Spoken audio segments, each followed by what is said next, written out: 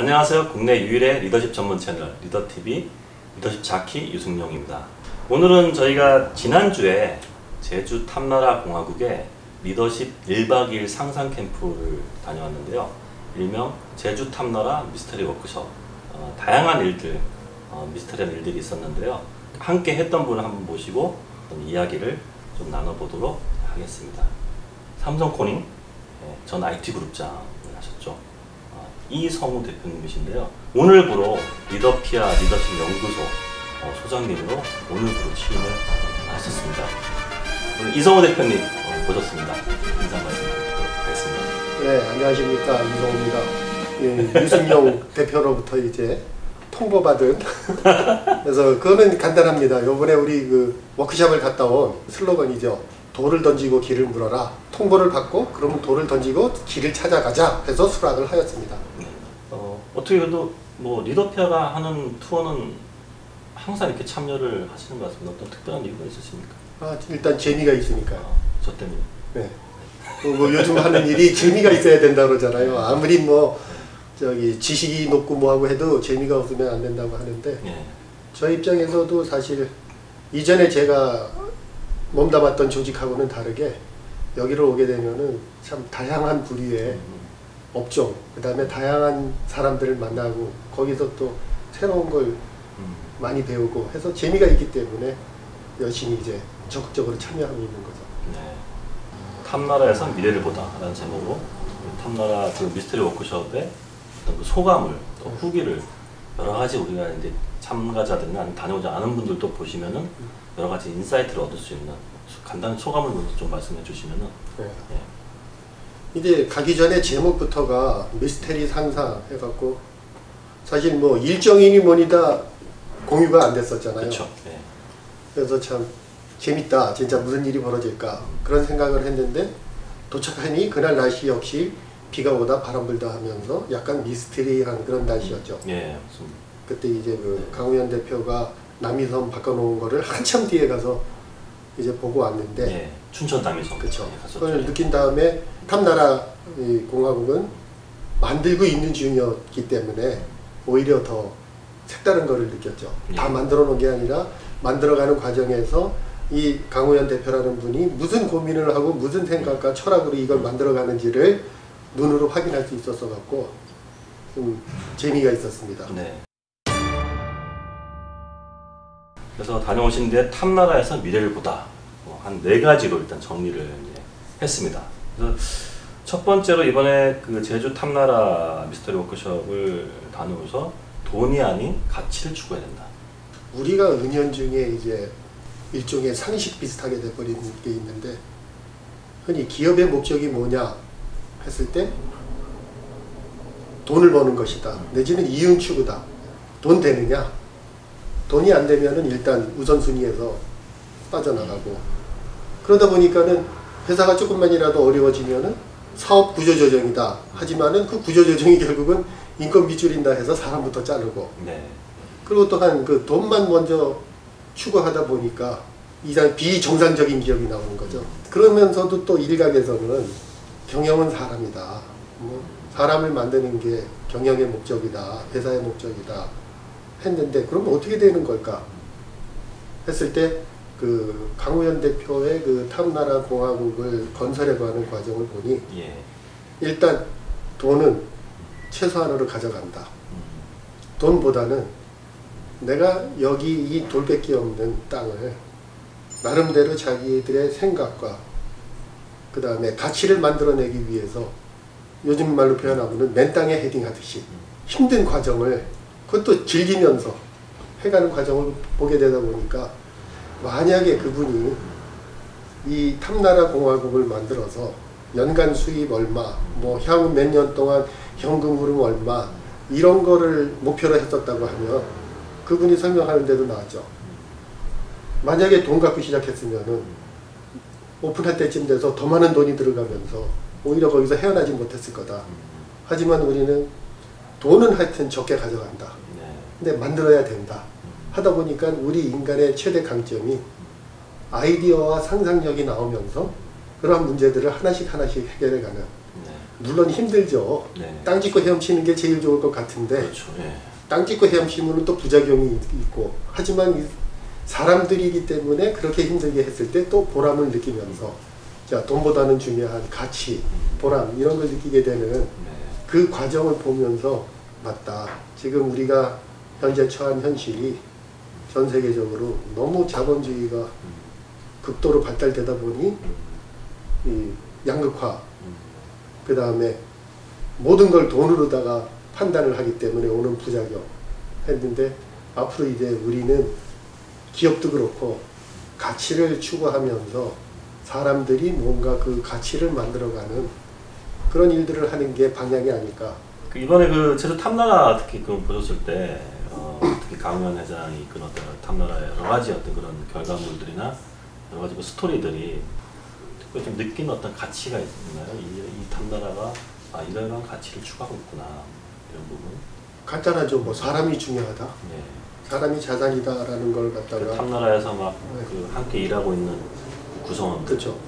그리고 그 사람들이 그래도 어느 정도 자기가 그 일에 재미를 느끼니까 그 일을 하고 있는 거잖아요. 예. 그래서 우리 흔히 그러잖아요.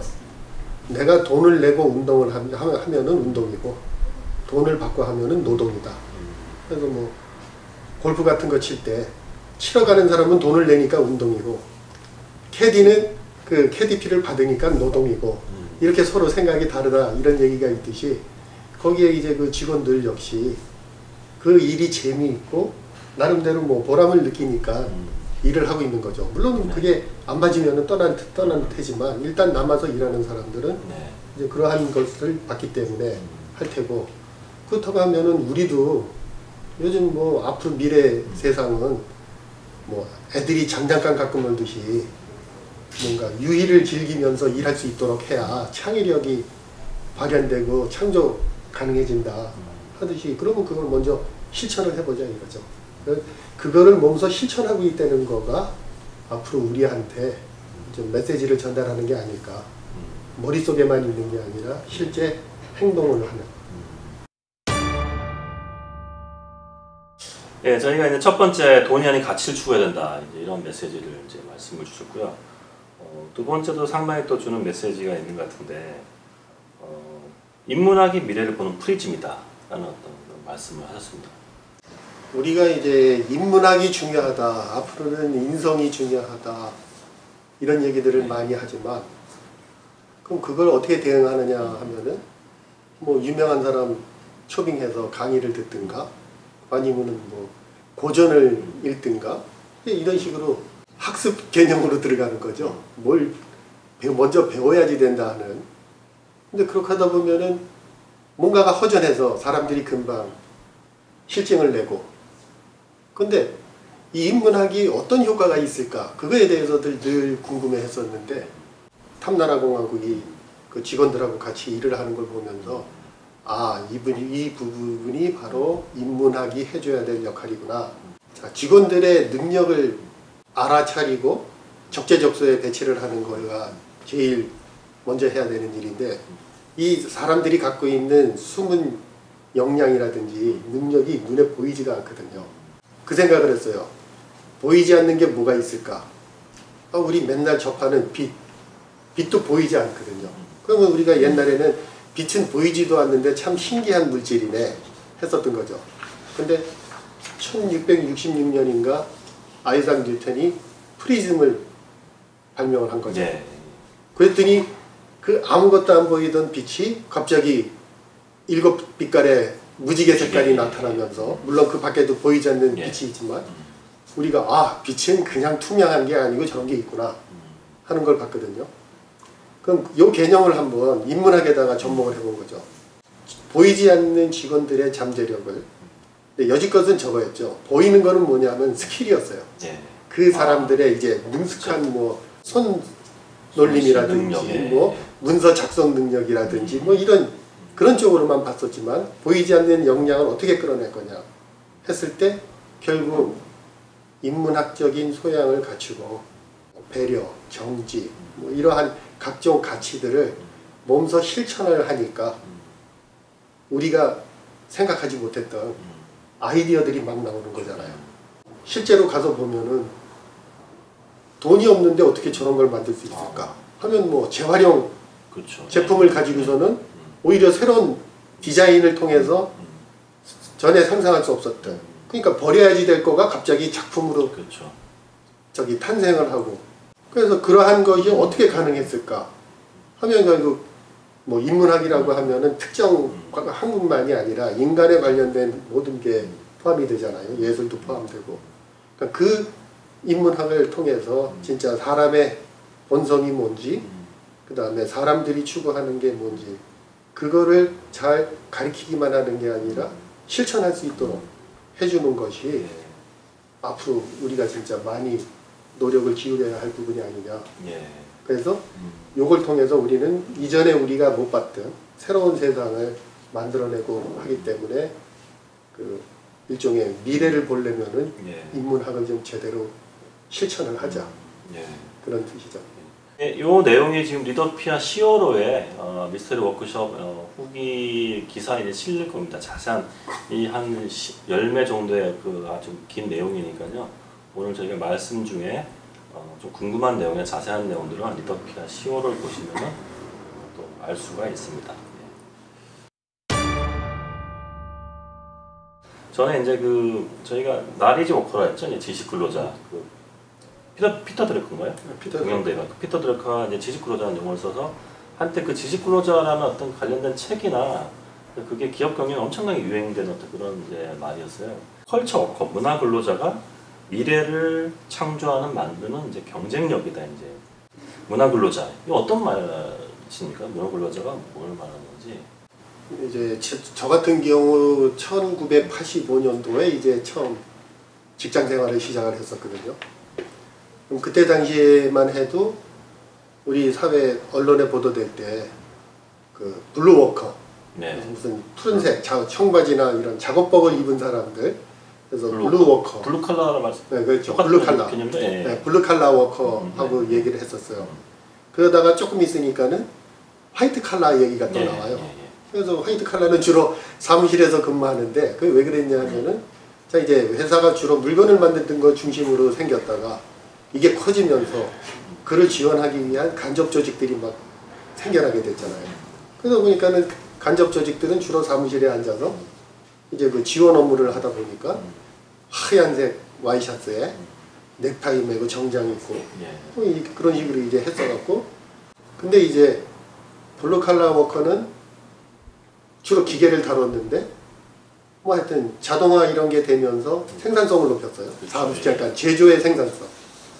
화이트 칼라는 이제 나중에 사무 생산성을 높이는데 그 사람들한테는 컴퓨터가 어느 날부터인가 주어지기 시작했죠. 그러다 보니까는 수많은 데이터와 정보 이런 게 쌓이다 보니까 나중에는 지식을 만들어낸다. 그래서 앞으로 그 미래의 근로자들은 지식을 활용할 줄 알아야 된다 해서 날리지 워커라는 거를 이제 피터 드러커. 근데 일각에서는 앞으로는 뭐 문화 내지는 인문학이 미래 경쟁력이 된다는 말이 나와요. 그렇죠. 그럼 뭐 앞으로 세상엔 어떤 사람이 필요할까 해서 고민하다가 요번에 그 사실 탐나라 공화국 갔다 오면서 마지막 그 열쇠를 찾았던 게 요 부분이거든요. 앞으로의 그 근로자들은 자 이제 AI가 대체를 해주잖아요. 상당히 많은 걸. 그럼 AI가 못하는 사람이 할 수 있는 그 인문학적 소양을 갖춰서 사람끼리의 서로 협업이라든가 이런 걸 통해서 새로운 방법, 새로운 디자인, 새로운 경험 이런 것들을 만들어내는 데에 앞으로 회사의 경쟁력이 있을 거 아니에요. 그렇죠. 기술 발달을 갖다가 최대한 활용하기 위해서는 이제 사람이 나서야겠다. 그래서 사람들이 나서서 기계가 못하는 부분을 그러한 역할을 해주는 사람들을 앞으로 많이 보유하고 있는 회사가 경쟁력을 가져갈 거다. 그래서 컬처 워커를 많이 확보해야지 된다. 그 생각을 하게 된 거죠. 그러니까 컬처라면은 이제 우리가 문화 예술가라면은 그 자기 고유의 어떤 그 고상한 어떤 그런 그 포지션이 있거든요. 그러니까 예술하는 사람이 뭐 예술만 하려고 그러지 다른 어떤 일반적인 또 일들은 또 안 하려고 그런 부분이 있는데 실제로 제주 탐나라로 이거 봤을 때 뭐 아까 말씀 땅도 파고 밥도 하고 막 이제 설거지도 하고 막 그러거든요. 그런 부분들 다 이제 커버하는 컬처 워커라고 본다면은 고전적인 어떤 워커가 한 일도 하고 문화적 감성을 갖고 있고 하면은 그게 엄청난 경쟁력으로 나오는 그런 개념도 볼 수 있겠죠. 컬처 워커가 미래를 창조한다. 결국 이제 우리 미래는 암울하지 않다. 이번 워크숍 단행하기 위해 주제 마지막 메시지는 미래는 암울하지 않다. 이렇게 메시지를 주셨습니다. 자, 최근에 우리가 얼마 전부터 미래를 예측한다 그러면 다들 암울한 세상을 예측을 해요. 뭐 터미네이터나 이런 영화 때문에 그런지 몰라도 네. 뭐 슈퍼컴퓨터가 뭐 인간 지능의 몇십만 배 연산 능력과 그 다음에 AI가 나오면은 인간은 도저히 이길 수 없다. 그 거꾸로 생각해 보면 아니 그럼 왜 그렇게 암울한 미래를 만들지 못해서 안달인지 그것도 좀 생각을 해봐야 되거든요.